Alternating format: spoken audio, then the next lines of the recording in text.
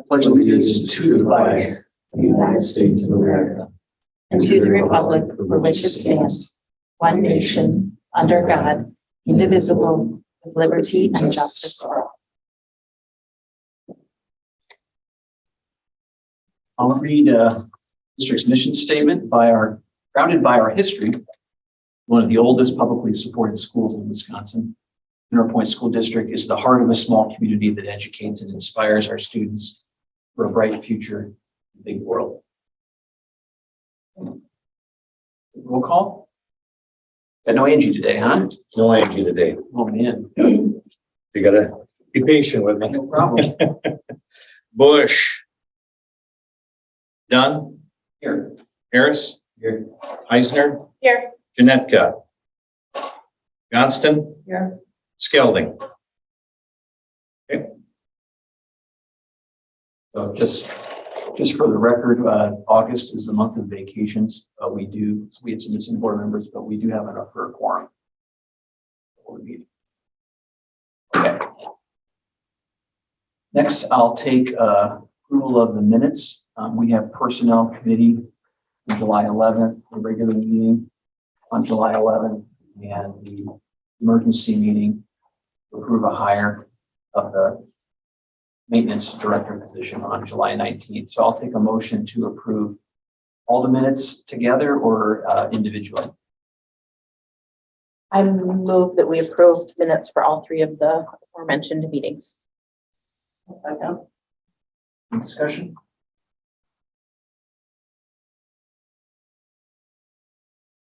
Mitch, whenever you're ready. Eisner. Yes. Johnston. Yes. Harris. Yes. Dunn. Yes. Next is communications. We'll start with any board communications received. Tony? So I believe that everything I received went to the full board, but I did have two separate communications from staff members regarding class sizing for the second grade classes next year. So I just wanted to acknowledge that those had been received and read. I didn't receive. Okay, I will ensure that they're there with you. I think, let's see. I know at least apologize. one. I know at least one I forwarded to the board just today. Let's see the other one.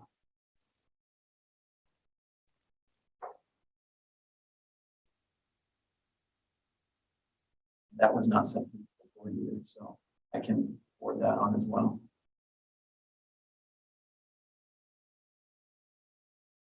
You want to say a little more about it, just because I don't think it went to Will or Justin or Bob. Yeah, so so we had one staff member just express concern that it wasn't that we shouldn't just consider the number of students. As you recall or may recall, there are only 41 students entering second grade next year, which means that at two sections, that would be classes of one class of 20 and one class of 21.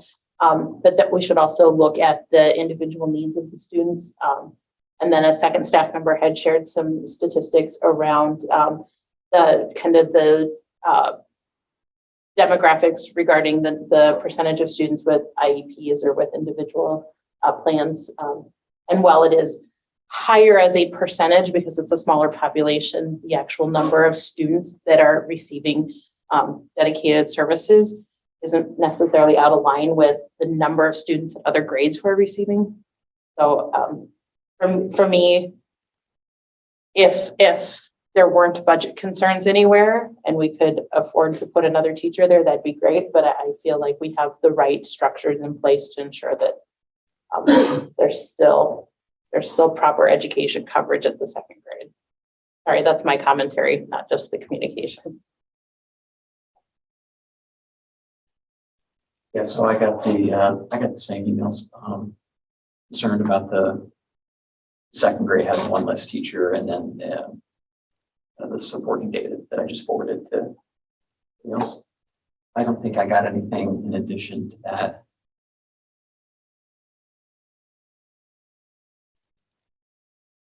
Yeah.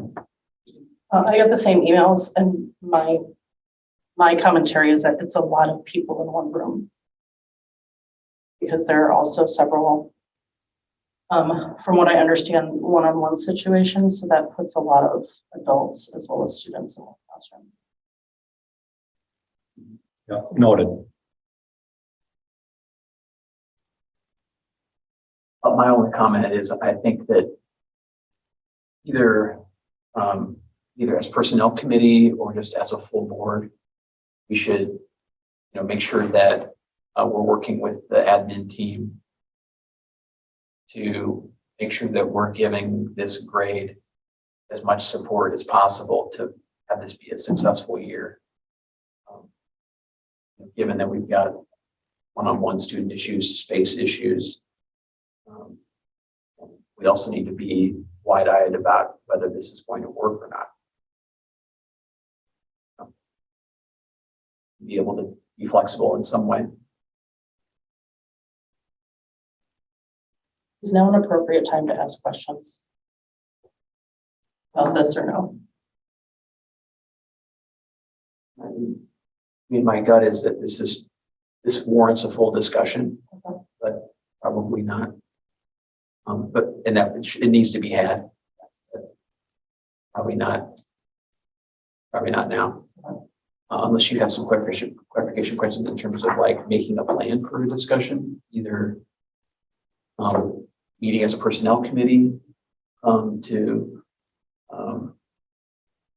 dive a little deeper in terms of what are the real issues here, what are the real concerns here, what are our plans for support, or if you want to meet as admin team and provide a report to the board, or both, If there were questions that you were seeking answers to, you could provide that. We could meet as an admin group and get those. It's not an agenda item. Right. So, Okay. Having a full-on discussion about it isn't necessarily appropriate tonight. Okay. right. So not to dismiss it, but maybe make a plan to No, that's, yep, discuss it. that's absolutely fine. I can email later. Yeah, okay. Thank you. I want everyone to feel like this was a hard decision, Correct. and mainly came out of administration that the board is in general supporting, because that's an admin decision, but I think we realize that there's risks with that, and need to make sure that it's going to go okay. So yeah, I think arranging some follow-up is a good idea. Okay. Any other board communications received? No. Okay. All right. Next, we'll go to citizen communications. Did anyone sign up with you, Mitch, ahead of time? No. And there's nobody on Nobody on the sheet. No. Okay. Any in the peanut gallery back there want to say anything? Okay. Anybody online want to make a comment? Say anything? Use your raise your hand icon. We'll spot you.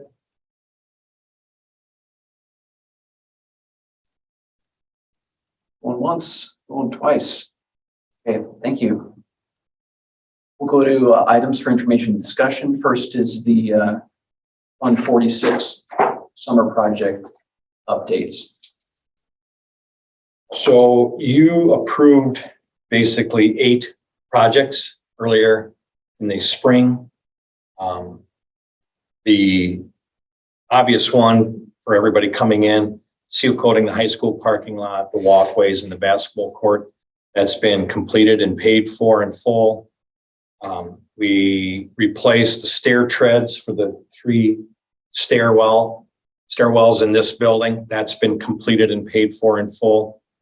We have a 2-man lift at the elementary school that was purchased shortly after the meeting and paid for in full.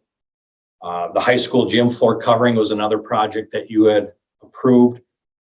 Again, shortly after approval, we were able to get that order placed, and that is here and paid for in full. Finished the black top at the elementary school. In other words, coming back, putting that second coat on and restriping, that's been done and paid for. Window blinds, Mr. Renwick's been working with that group, and they're coming this week, Wednesday. Sigh of relief. We've been working with this group for quite some time, trying to get somebody here to measure and give us price quotes and things. And Lo and behold, we just didn't put the right guy on it. Should have been Mr. Renwick from the start. He made heads roll, but the company's here and coming to install on Wednesday. So once that's installed, we will make sure that that bill is paid for. The upgrade to the security camera system. There have been new cameras put into place. They're still currently installing them. They put in a new server to hold the recordings for the cameras. That's in place. We're working on moving some of the old cameras onto the new system. We paid basically a down payment of half to put that order into place, and we'll pay the second half once the order is completed. They're still planning on having that in place and up and running prior to the start of school.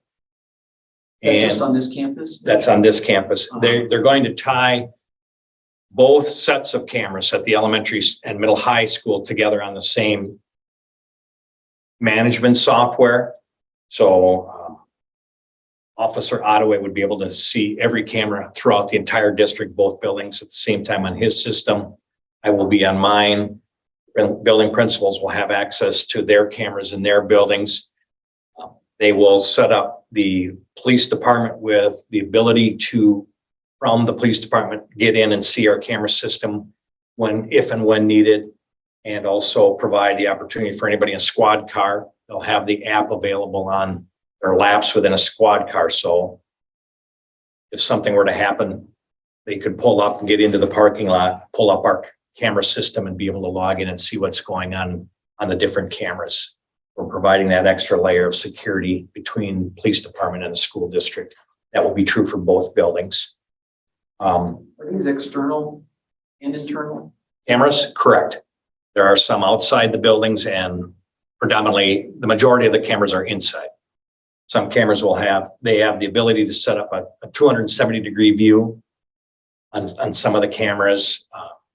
Some of the cameras will have a 180-degree view. Some cameras come with it's the mount, but there's actually 4 cameras in it. So we have a wider view of what's going on.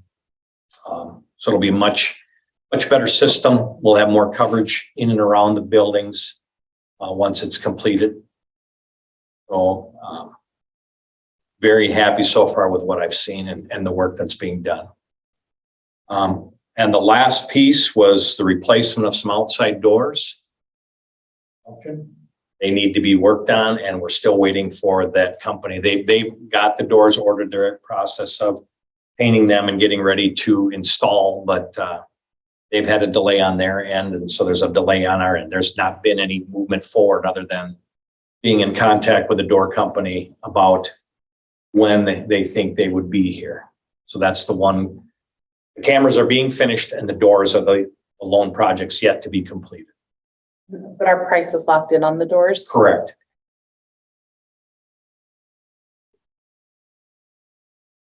So 8 total projects, several of them are coming in under budget, which just leaves more money available in Fund 46 moving forward. So I'll give a final accounting when all final bills are paid for as to what that, kind of the anticipated total and what the actual was. Once all projects are complete. Do you anticipate any projects needing to be done during the school year? Yes.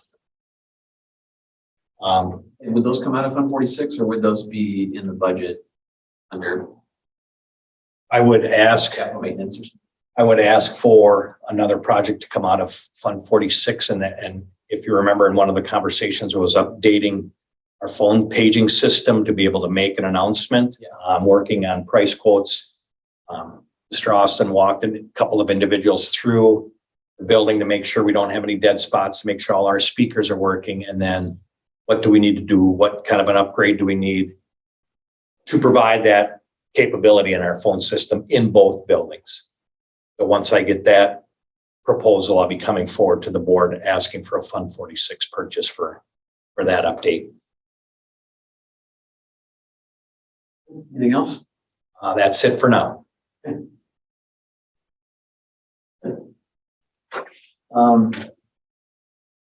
Next is to talk about a board committee meeting schedule.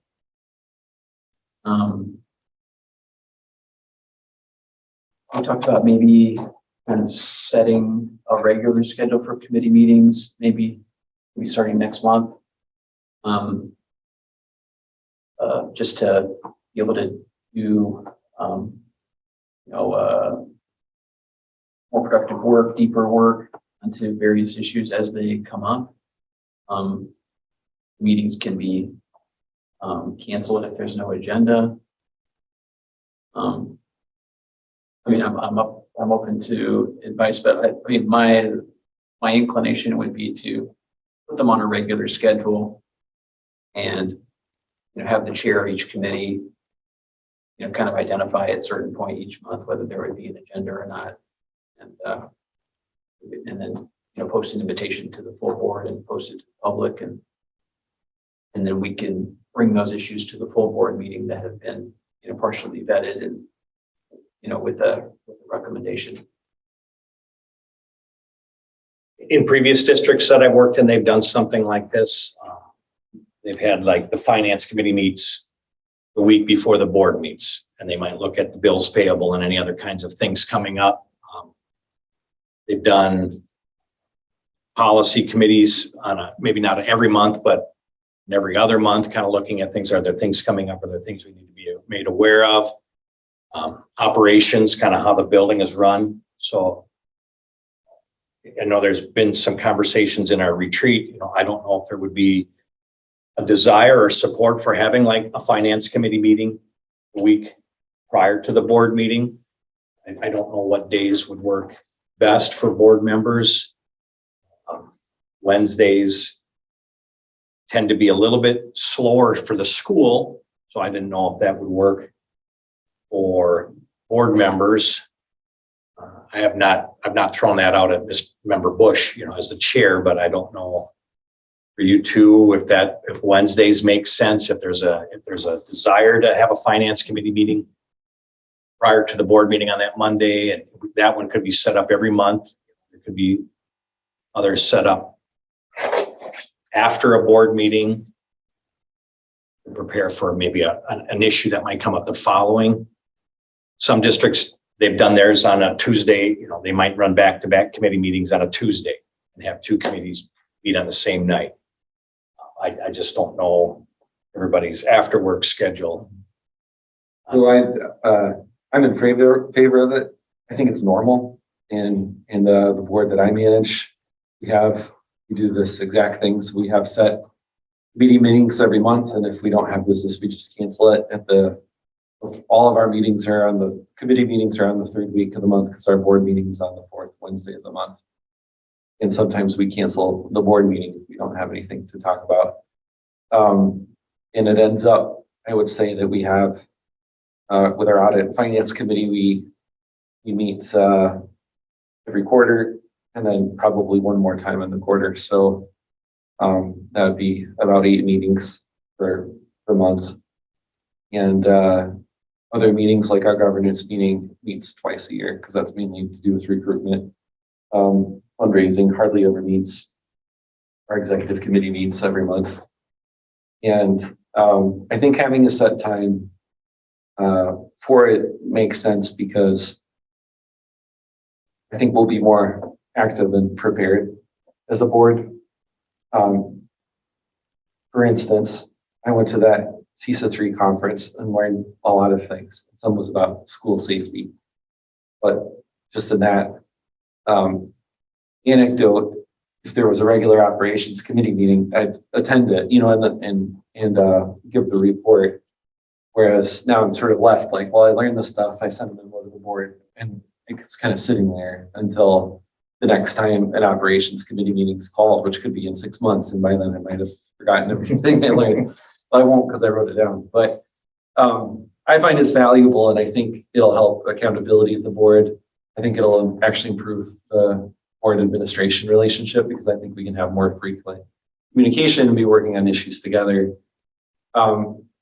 That said, if we're going to do this and invest the time in committee meetings, what I would like to see is a consent agenda at the board where specific items can be basically relegated or delegated to the consent agenda that we would vote on at the beginning of the meeting and just approve things. If anybody wants to pull something out of the consent agenda, then fine. But for instance, the credit card statement would be reviewed by the audit and finance committee, so you have 3 eyes on it. It still gets approved by the full board, but essentially the board will look at it. It could be in the materials. If you have any questions, you can ask, but most times it would just be in the consent agenda. So we would vote on things like our committee minutes, our board meeting minutes, and anything else that would be sort of normalized that we just put in the consent agenda. We vote on it and then just be done with it. And the other thing is I'd like to see a 2-hour cap on board meetings. So we put a limit on citizens communications. We put a limit on all of our agenda items, and we keep it to 2 hours. So it's 6 to 8, because I just don't think anything, it'll help us be more efficient, and probably not a lot of productivity is going to come out of us sitting here for 3 hours and hashing stuff out. And we can do that at the committee, really dive deep into issues. Everybody's invited. So if they want to come and they feel passionate about an issue, they can come. But let's manage our time then at the board meeting.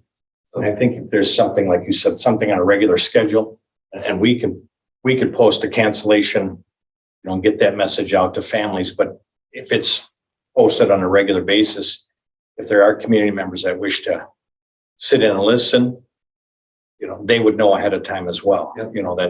That, finance is meeting this night or policy is meeting that night.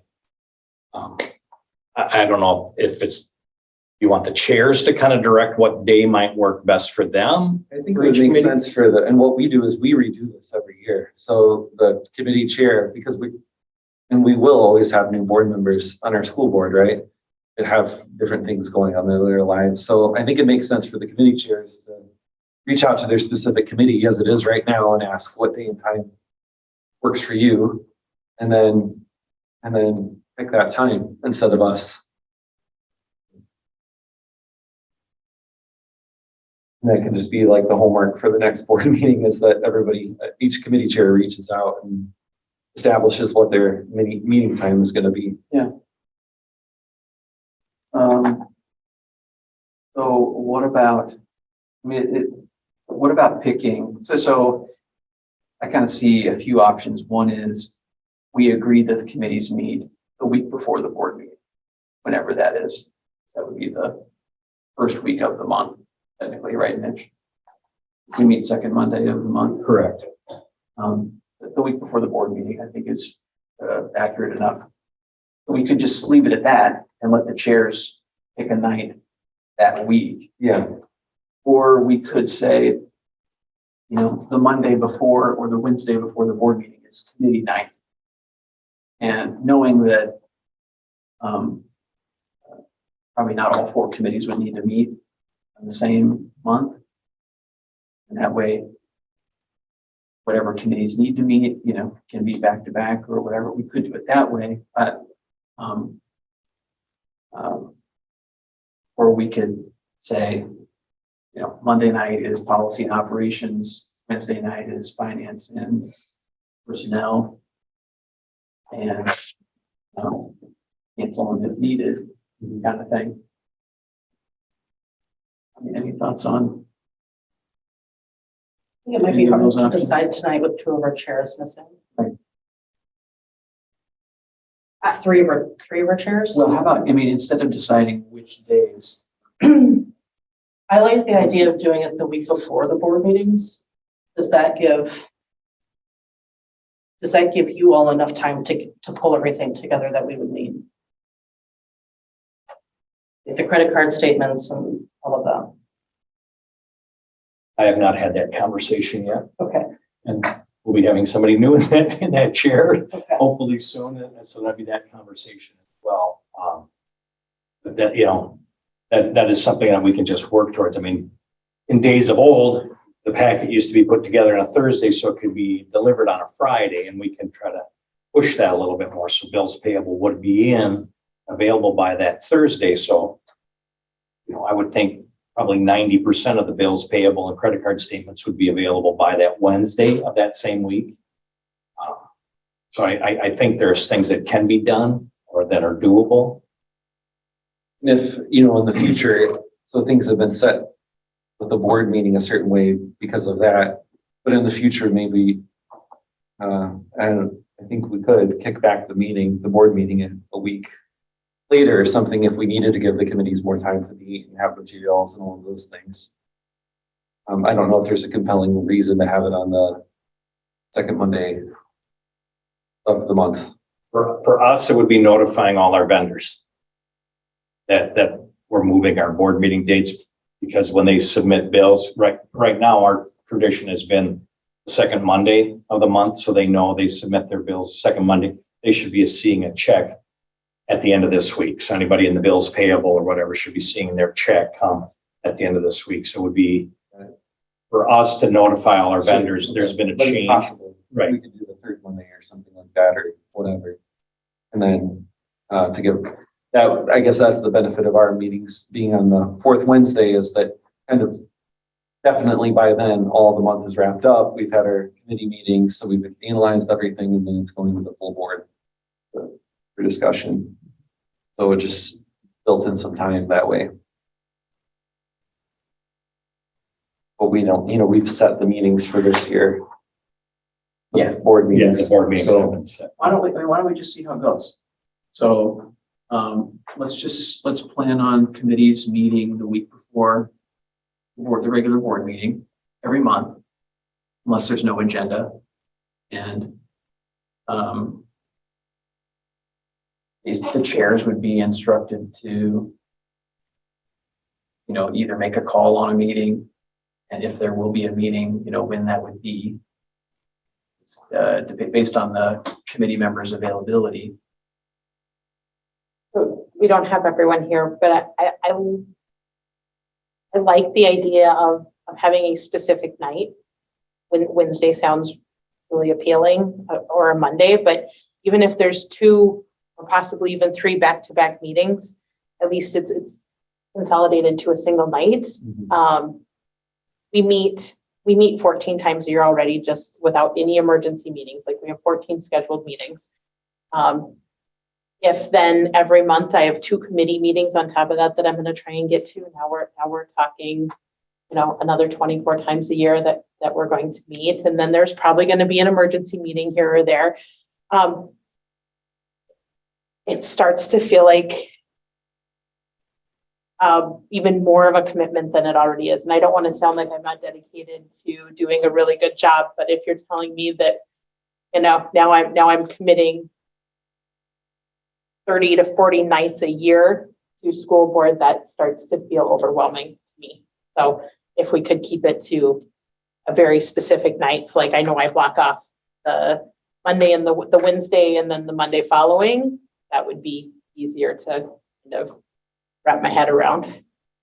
I hear that, and that would help me too in terms of weeks ahead of time, blocking an entire week of evenings, for 12 months. It would be good to pick a night that none of us schedule anything. Long term. The other thing I would just say is that, like, in my personal example, all of our committee meetings are in the daytime on Zoom. So we're at work and whatever, and you just fall into the meeting, which can still be a public meeting, right? Like, people can be let into the meeting and there's time for public comment. So that's another way to run this. I'm not sure if that's meets the bounds of the legal things for school board meetings, but I think it's what you did during COVID, and a lot of people did during COVID. So, and then that's not a night, so you call in it on the lunch hour, like noon and Wednesdays. And a lot of our meetings are during lunch hours. And that's how we handle it, so that we only have one night a month we're dedicating to the board, actual board meeting where we're all together. For me personally, that would work, because I have a lot of flexibility in my role. I can imagine having members of our board who wouldn't have that same level of flexibility. If you work a shift at Cummins, they don't really care if you have a meeting. If your lunchtime is at 11, that's when you take your lunch. I want to be open to the fact that just because it works for me personally, that might not be everybody else's experience. Yeah. That's true. Or the public's experience. Or the public's experience as well. But I kind of like that as a backup plan. Like in a pinch. Right. And again, that's why we leave it to the committees and they decide. So we have some committees that meet at 4, like later. And I've even had committees meet at night because it just wasn't going to work in the daytime. So you kind of make it work for the committee based on who's on the committee at the time. And then it doesn't have to be set in stone. Right. And I think your point, I get it. Like, that's not what you signed up for. You ran for this. And then if we move to this, we'll just have to set clear expectations for future school board meetings about the time commitment. Now, since we don't have everyone here, why don't we just tentatively plan on the week before the regular board meeting to have committees, and maybe we can just inform all the chairs via email that it would probably be preferred if we pick a day or an evening where all the committees meet if needed. And have that be kind of the default date. So you're saying the Wednesday before the board meeting is going to be the default now? For example, I would maybe let the chairs kind of vote on it. I mean, if you recommend a Wednesday and the board wants to start there, I'm not opposed to that. I'm usually on call Wednesdays, but And I just threw Wednesdays out because if we're into middle school athletics or we're going to watch high school athletics, Tuesdays, Thursdays, Fridays tend to be, volleyball season, football season, soccer, cross country. I mean, when Wednesdays, there are none of those competitions going on. So if anybody was involved in those, they would not at least have the ability to be at a committee meeting if it worked on a Wednesday evening, but I'm not, you think the Monday before would be too early to give? That probably would be, especially for finance. For any other committee, I think a Monday would be fine. The finance one would be the one that would worry me about being on a Monday prior, a week ahead of time for the board. And it could be, here's the bills payable we have right now. In some months there's an addendum because a couple of things came in after the printing of the board agenda, but it's bills that need to be paid. That could simply be a part of that conversation on the board meeting night as well. It's like there are some additional bills payable. You might want to review those, but I mean, you could certainly discuss what we have in front of us at the time of the committee meeting for finance.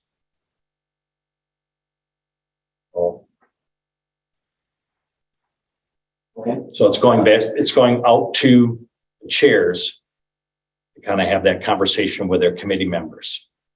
Is the recommendation or the thought coming out of this? Well, I would maybe let the chairs vote, or maybe even the full board vote on whether they would prefer the default day to be a Wednesday evening or a Monday evening.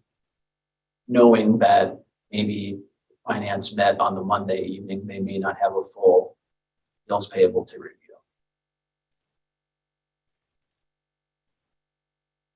So you want the chairs to talk to the committees and bring back a recommendation as an action item for September? Unless, I mean, if we wanted to kind of make a decision on that, in the action agenda for next September, if it needs full action to vote on, at the September meeting, I'm fine with that. Unless you think this is some kind of, just like internal operations.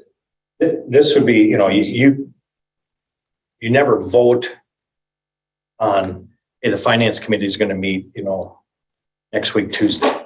You don't vote on it. You set that up. So, I mean, it doesn't have to be an action item for the board to decide. It can just be, here's what we've decided to do. The committees are going to meet on this night. The chairs have talked to their members.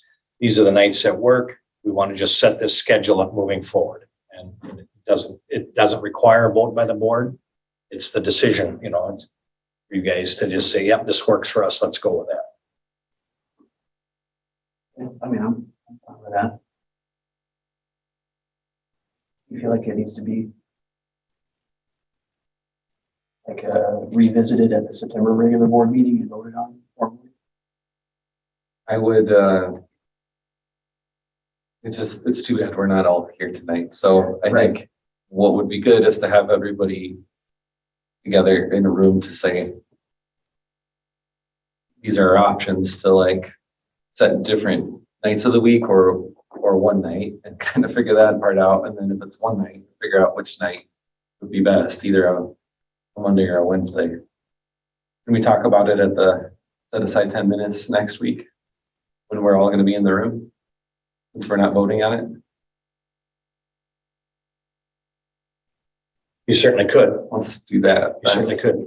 And then instead of doodle polls and like whatever, we can just talk about it and make a decision. Right. And this all falls under one of the things that's still on your list of potential goals coming out of the board retreat. You know, Right. what you're talking about, consent agenda and, you know, establishing some of these things that it all fits in with some of the work you were doing now. So I think, Right. you know, spending a little bit of time next Monday certainly would be acceptable. It's posted as a board retreat. So, I mean, there's no formal action and you don't have to have formal action.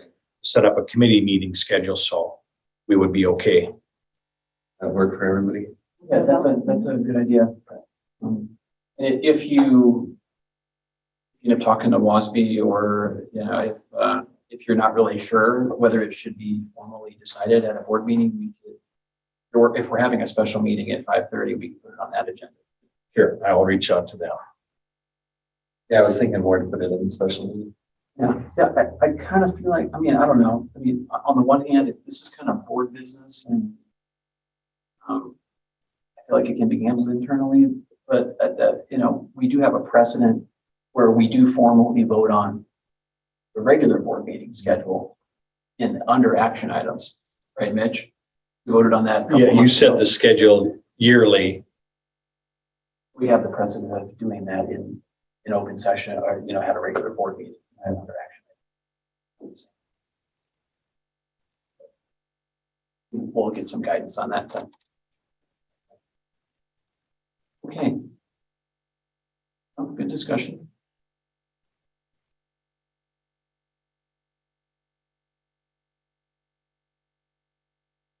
Okay, we'll move on to academic update and review test scores from last year. Correct. We can't review test scores yet. The ACT and the forward exam scores are embargoed. And the embargo date will probably be right after our October board meeting. And I think it might have been the day after our October board meeting a year ago is when they finally said, okay, the embargo is lifted. Now you can. But we will make sure that we bring this information back to discuss in further detail at the board meeting when the embargo is lifted and we can share the data. I've asked the building level administrators to kind of share a brief review of what they've seen in the data and share that with you at this point in time. You know, share what they can share, what they're allowed to share, but we're not allowed to give up a whole lot of data right now. Okay, so the building principals have seen the data. Correct. And have identified trends. I think that's the main thing we would benefit from as a board and really the public would benefit from is how did the year go academically?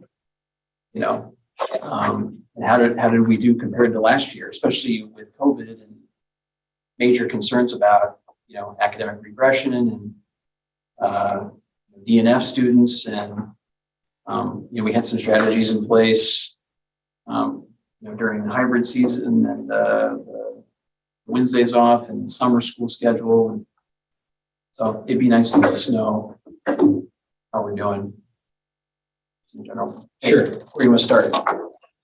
Who would like to start? Got it. Yeah, at the elementary, like Mitch said, we can't share much of the board exam data. I did look at like our STAR data from the screener data for reading and math from the spring. I also looked at our benchmark assessment data, which is more a running record. And I would say overall it's good based on that more in-house data. And this is just a trend for years now is some of the more in-house data that we have. You know, like the STAR is supposed to be aligned with board exam with the state standards, right?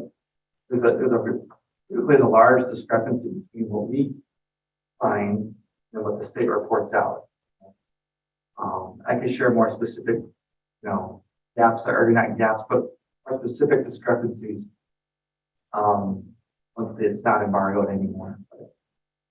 I think I've said it before, that's just the challenge with trying to use state exams to evaluate schools. It's just one measure, and then start looking at other measures. They're not lining up. Not to say not to dismiss the data at all, but just something to be aware of and kind of just put it in perspective, I guess. So, but based on the STAR data, that looks really good. It looks like we've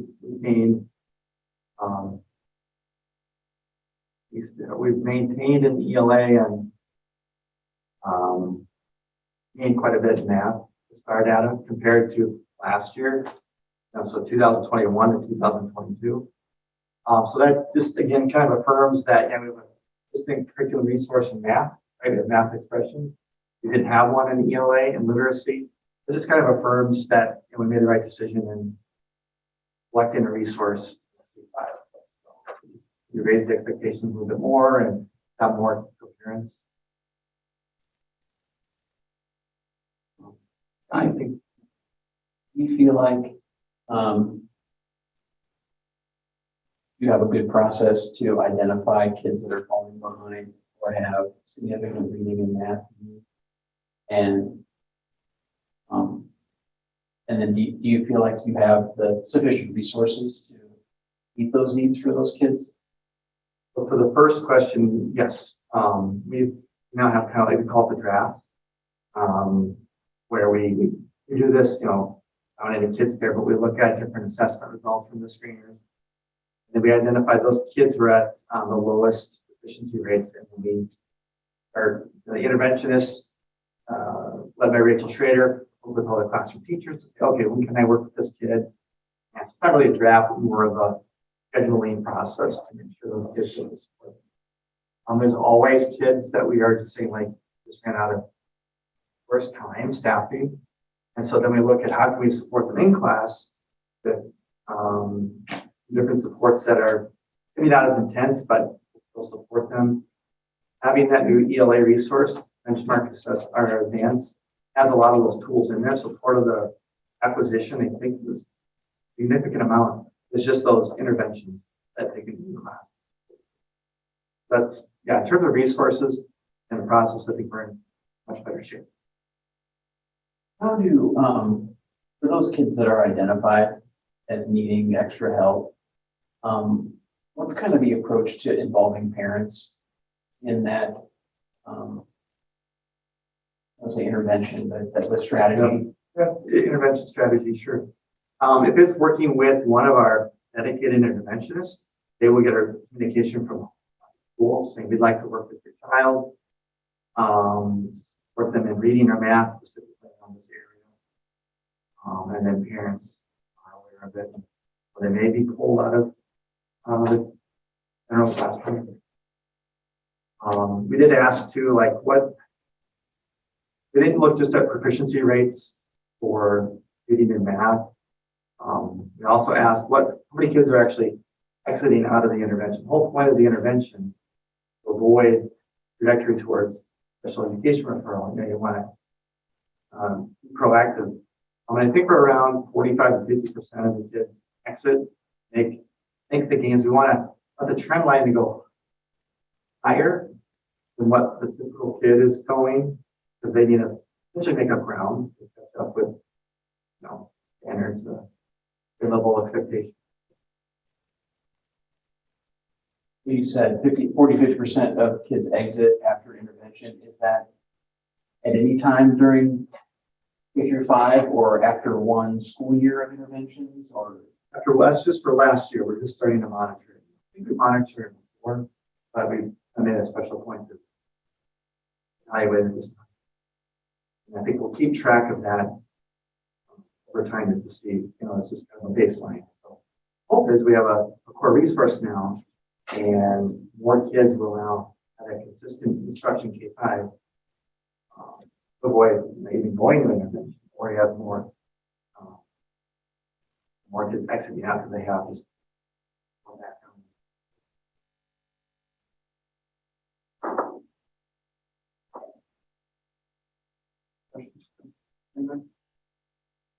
Like I'm hogging the mic. Okay. Thank you. Haven't had a lot of time to dive in forward Okay. exam. Okay. At my initial look, I'm a little disappointed. Not where we've been in the past. And 2 years ago, with COVID, that would have been the class that was affected in scores for that class. Did not look very good, but I was also concerned with some of our star scores this year. What I am looking forward to is having that RTI being flipped in the morning. Because I think at the end of the day, when you're trying to do intervention, they're just like, oh, really? Yeah. We have to do this. Now we're going to hit that in the morning. And I also think, kids start taking this forward exam when they're in 3rd grade. Now they also get to a point where they're just examed out. And that's not an excuse. We try to get them to take it seriously, but not necessarily the case all For clarification, I'm sorry. For clarification, can you tell me what grade levels take which test? We use STAR reading, which is a computer-based assessment that we get 3 times a year for kids in grades 2 to 8 as one measure. We have a reading readiness screener that the state requires that we give for 4th through 2nd grade. And then forward exam is required of students in grades 3 through 8, as well as 10. 9th and 10th graders up until this year took something called Aspire, now switching over to pre-ACT, and then juniors take the ACT. So the forward, Aspire, pre-ACT, the reading readiness screener, and ACT are all required by the state. And forward is reading and math for all of those grades, but in 4th, 8th, and 10th, they take additional subjects. They have additional subjects that they also.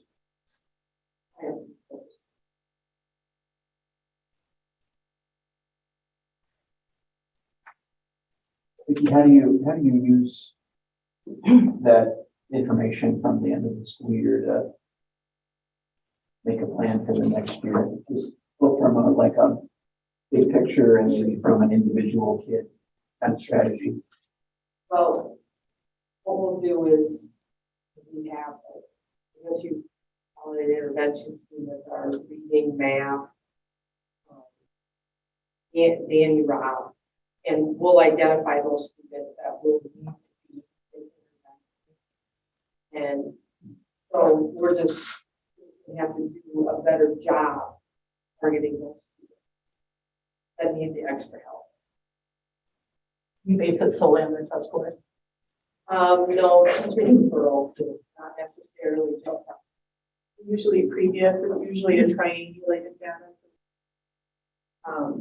Benchmarks, teacher, previous intervention or previous work that we've done with the students. So it's triangulated. I've already heard from a couple of very, very disappointed.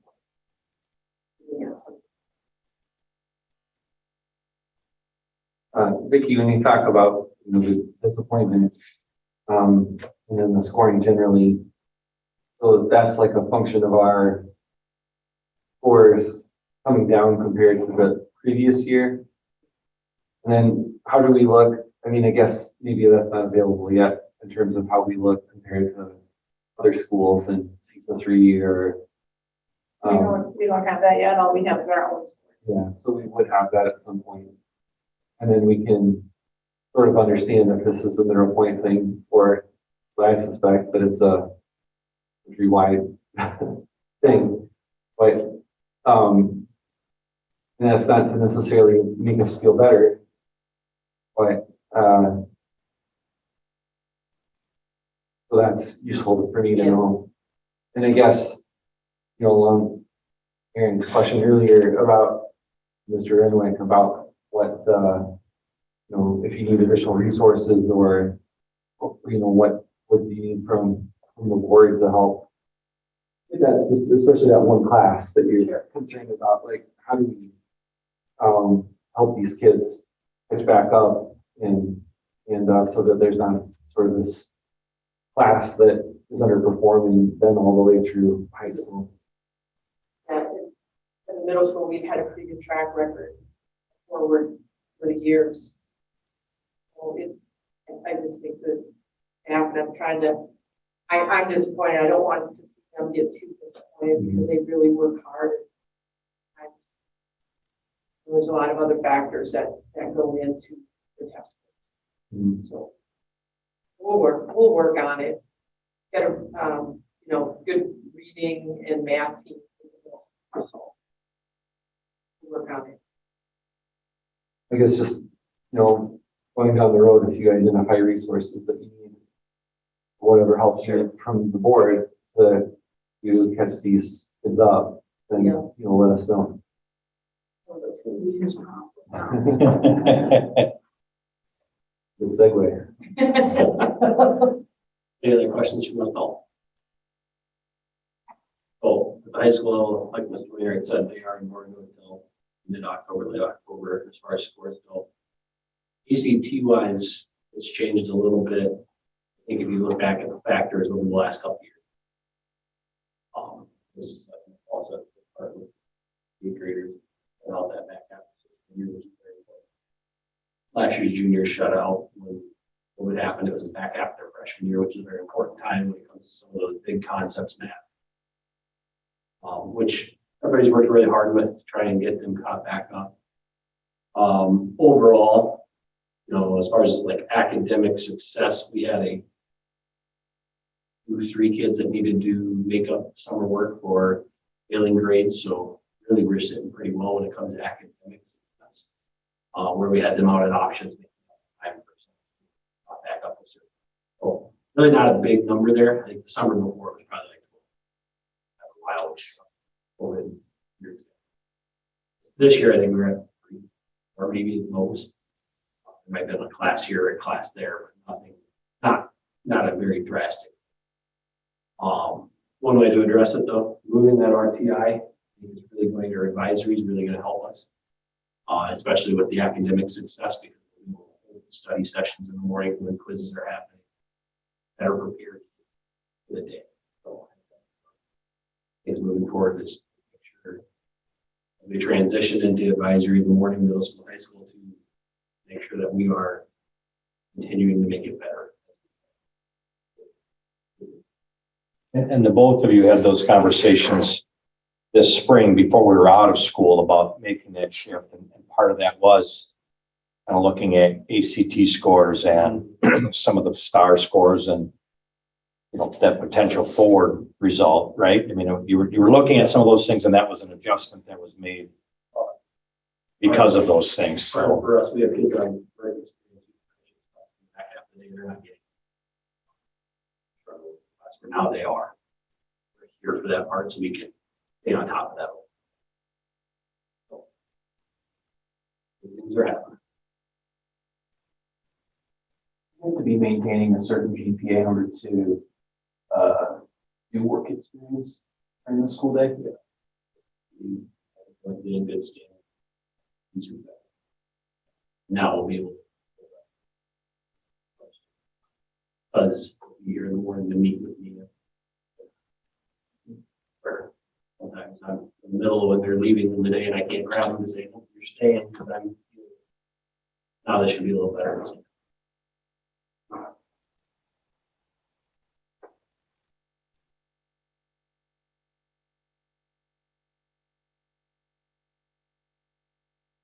And so I guess we'll get a follow-up once the final data has been released and maybe at the November meeting or maybe in committee, something like that? Yes, either one, either if there's a committee meeting near the end of October or the November board meeting or a committee meeting prior to the board meeting in November. But yes, once the embargo is lifted, then we can share the numbers, share the data, share comparisons, where were we a year ago?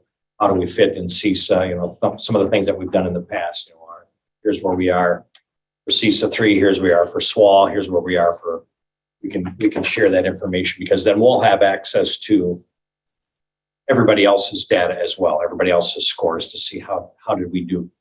How did we do to the state? How did we do compared to, this school or these schools in general? So some of the same comparisons we've made in the past, we can make again. Remind me again when the report card typically comes out. It would be in the fall of the year. So once the embargo is lifted, then the report cards would be made available. Okay. So yes, you're talking end of October, November in that time period. And one of the things they do is, one of the things I had to challenge was our graduation rate. I saw our number and our graduation rate was like, well, why are we getting dinged on our graduation rate? Then I had to reach out to the state and say that this is not accurate. Well, we need information on these students. And it ended up being 2 foreign exchange students and a student that moved away at the student that moved away at the end of her 8th grade year, and the 2 foreign exchange students were only here for the year and gone. And I had to dig up the proof to show that these people were no longer in our district and therefore were not part of our graduation rate, part of that graduation cohort. So then they made an adjustment to our numbers. Other districts get to look at some of those kinds of things as well. So that's why there's the schools see it, but then it's released to the community and to the public at a later date so that school districts can review their own data and challenge things that they deem to be challengeable, so to speak. So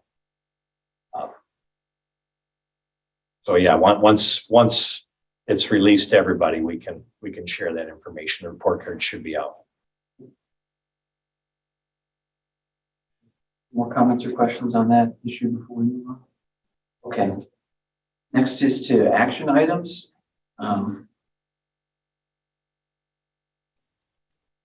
Business honor roll. You do not have to nominate anybody, or you can nominate, each district may nominate up to 5 businesses that have been very supportive. And when I say businesses, it can also be nonprofits, because we did recognize nonprofit a year ago. The deadline is Friday. So if you table this to anything past this week, then we will not have any nominations for the WASB Business Honor Roll. And I believe Joelle sent out a list last year.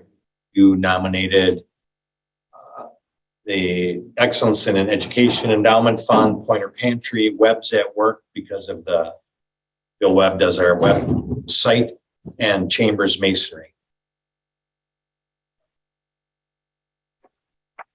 Looking for Joelle's email. Did she include the list this year of all the past? Yes. Yes, she did. Okay. July 18th. Thank you. Reading through it, I remember thinking, you can't nominate somebody twice, correct? It's Correct. a one-time honor. Yeah. Somebody So you- immediately you- jumped to mind. You can't recognize someone who was nominated the previous year. It's just the previous year. Just the previous year, Okay. according to this email. You cannot nominate a business organization again who has already been recognized in a previous year. Give me. Okay, so for that reason, I like the idea of maybe keeping it to a small number every year. That said, I mean, if we have 2 or 3 really worthy businesses that just stand out and just jump out at us, I feel like they should be recognized, but I don't think we shouldn't feel obligated to do a whole list of people, but would like to nominate at least one business. Do you have any recommendations? I said one. I have a list of businesses or names or individuals, that run their own business that have been very supportive of the just things that are going on in the district, but I will wait and Well, just the one that I had was the stadium concession stand. Midwest Steel. Yeah, my understanding is they were very generous with their time and, I don't know if it was just Time and material. a time and material. Okay. Yes.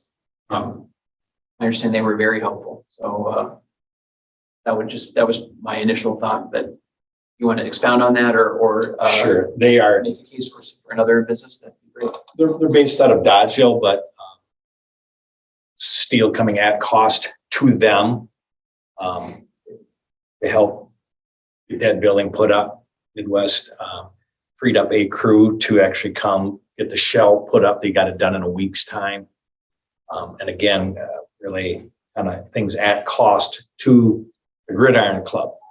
So there's also been some businesses that have donated some time to get the interior put together, and we'll be able to use it for concessions at the first home event.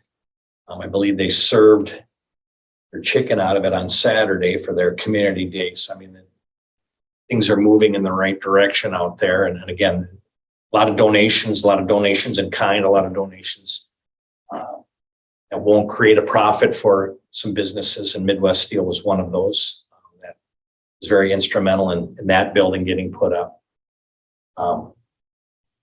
If you're looking for any other recommendation, the Kiwanis, they recognize our students of the month every month to provide, some support for our Key Club. They're very active in being supportive of what's going on in school. They are supportive. They usually try to help find the alumni speaker for the National Honor Society banquet as well. So Kiwanis group would be somebody you might want to consider.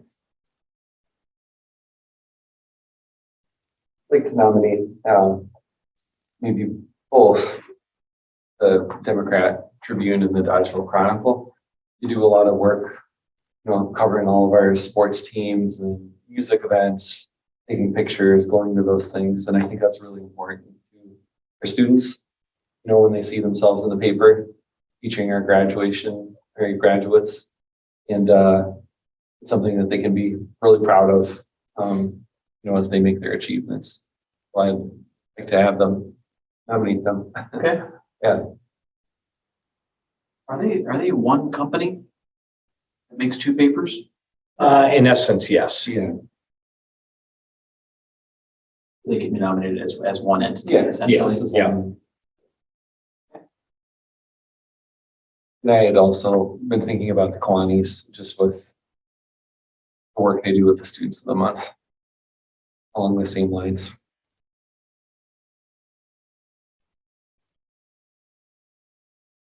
Anyone else feel strongly about organization? Perhaps the Mineral Point Public Library. I know at some of the younger elementary grades, students will take walking field trips there, and they're always made to feel very welcome. And at one point, they even get their own library cards. Hopefully, they're continuing to use them. But that would be another one. Although we could keep the list small and know that is one we could save for a year. I came into this thinking there's no way we're going to think of four. But it just did. So, all worthy candidates. So we feel like this is a special time to recognize their.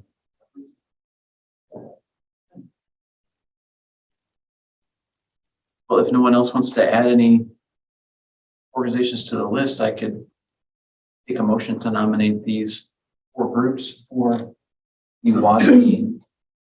This is honorable. Midwest Steel, Kiwanis, the Democrat Tribune, Chronicle, and the Mineral Point Public Library. That motion?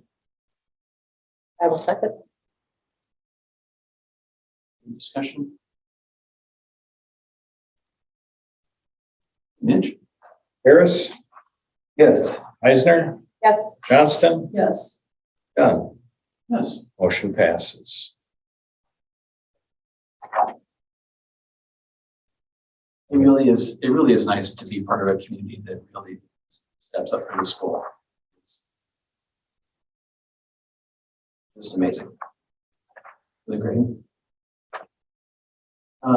Okay. Let me find my spot here. Employee Okay. services. Employee services. So, you have some people, We have one instructional assistant that we're ready to bring forward this evening. You also have a closed session if you want to ask any questions, but there were two positions open. Angie's still doing a reference check on second candidate. And not prepared to make that recommendation yet tonight. I hope to be bringing a bookkeeper to you next Monday. So if we have a special meeting at 5:30, we'll get that on the calendar posted.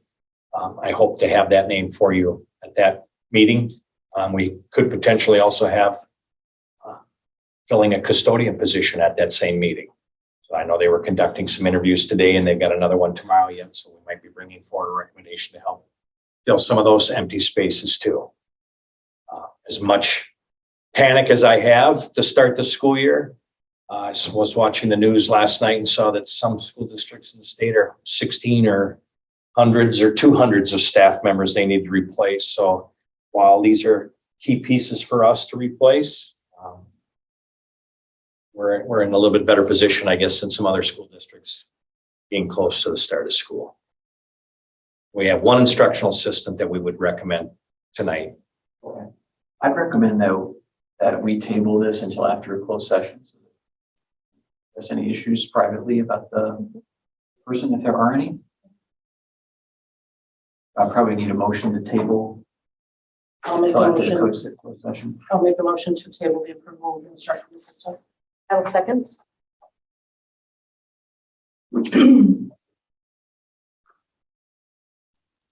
You could say a voice vote would work in this. Okay. All in favor, say aye. Aye. Anyone opposed? Okay, let's go to business services.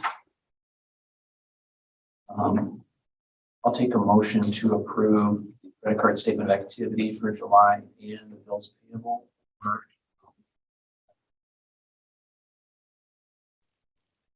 I'll make that motion.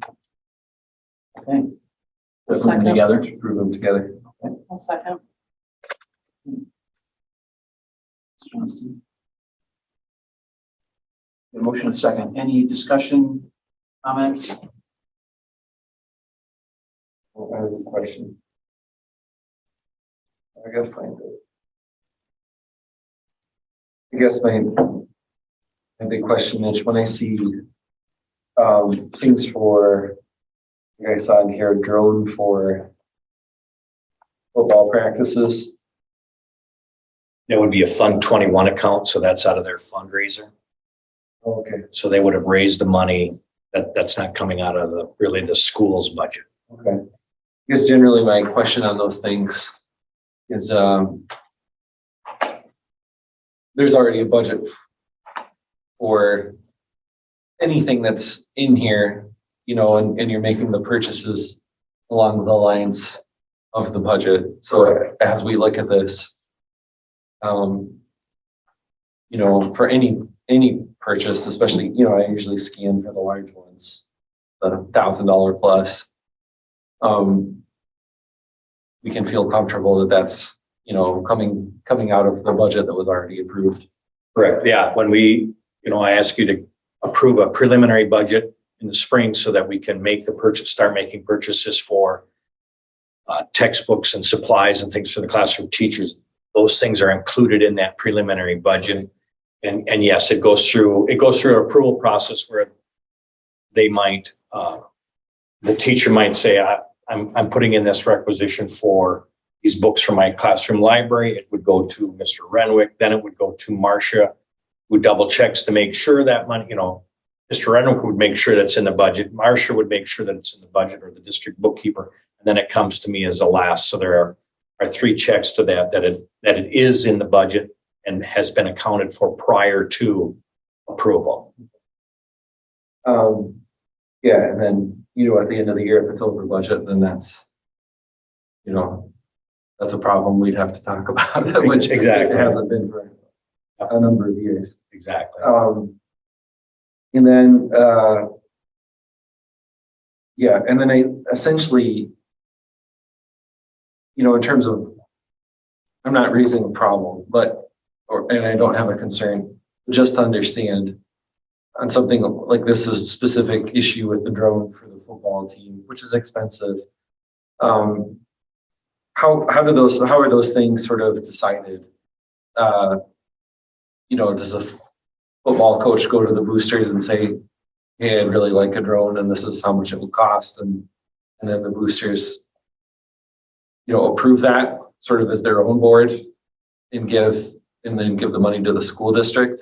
I think the school district's holding the funds because for the nonprofit reasons, but A lot of times that's exactly how it would happen. If the wrestling club was they wanted to buy a wrestling, we want to buy a new mat, they'll fundraise, we'll get it because of our tax-free, right. So yes, then the donation comes to the school, to the wrestling clubs or to the wrestling boosters or whatever. Fund 21 account, which is their activity account. And then the purchase runs through there. So yes, in essence, the money has been fundraised, approved, donated, and then we're just passing it through Right. our organization That to makes the sense. next. Okay, that's it. Thank you. Yep, you're welcome. I had a question, Mitch, about the fees we pay to CESA 6. Yes, You know what those are for? that is for frontline, our educator effectiveness, teacher evaluation, building level evaluation system. We pay a yearly fee for that.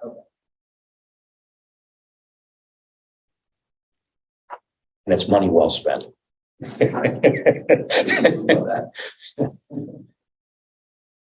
$2,500 to the Texas Association of School Boards, that's the board book? Correct. Okay. Correct.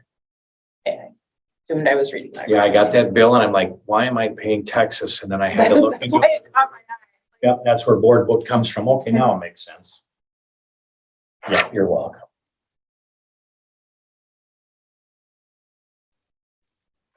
Anything else? Harris, Yes. Eisner, Yes. Johnston, Yes. Dunn. Okay. I'll take a motion to go into closed session to discuss the instructional assistant hire and mid-year superintendent evaluation.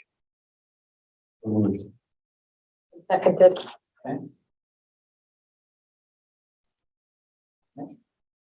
Harris, Yes. Eisner, Yes. Johnston, Yes. Dunn. 7:13. Bill, for joining us online. Yes, thank you, everyone.